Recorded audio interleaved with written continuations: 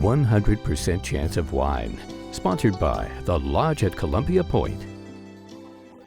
What's the meaning behind the name?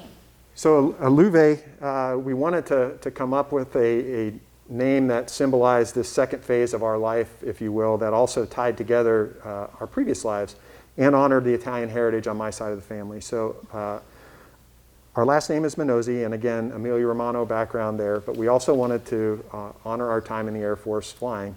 So we blended two Italian words together. The word ala in Italian is wing, uva is grape. So Aluve together is winged grape, and we have a little winged grape logo there.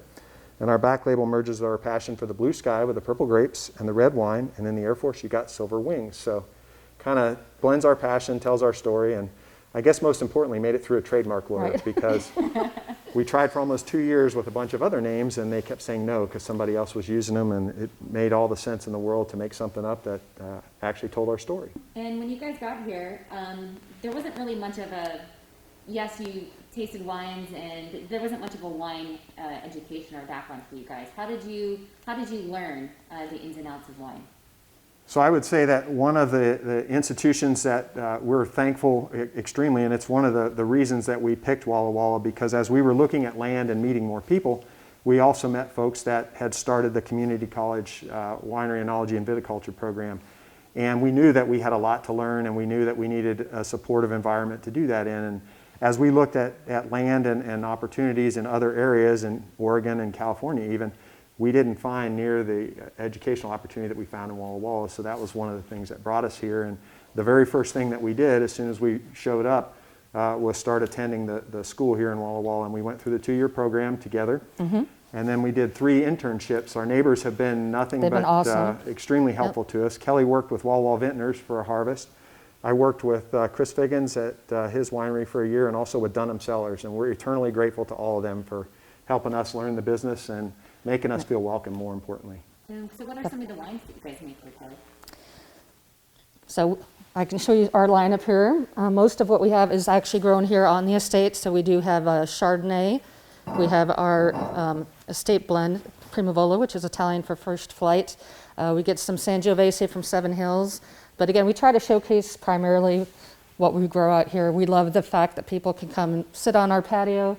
They can see where the wine is grown, and ask all the questions that they want to ask about how it was, what was the season like and how did we grow it. So that's what we really love. And you both you've run into some complications with COVID ever since COVID happened.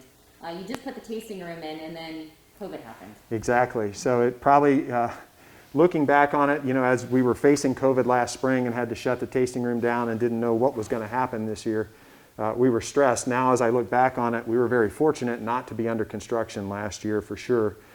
So we're thankful that the base of the construction was all done. But as we mentioned to you earlier, that put a wrench in our plans a little bit in terms of outfitting the winery and actually starting our full production up here. So we put off some big tank purchases for another year just to make sure we could make it through last year. And we've gone forward with those now, and we're excited to eventually get our wines up here full time and have everything under one roof. So what are you looking forward to the most now? Things are starting to warm up, and you're going to start to get a lot more customers in here. So we're very excited to see and welcome people back here. And as Kelly started to mention here, one of the exciting things for us every year now is the beginning of a new vintage. And I would say that we're probably 3 to 4 weeks away from bud break, which is that beginning, the first part of the season. And it just gets us excited to go through another round with Mother Nature. And she was mentioning the fact that as small producers, and we make under 1,000 to 1,500 cases a year, we don't source from a ton of vineyards. And in fact, everything's either grown here or sourced from Walla Walla. So we are subject to Mother Nature's influence a lot each year. And it's fun to both taste those vintage variations, but also take our customers and the folks who've been with us for a few years through that progression as each year changes and each season changes.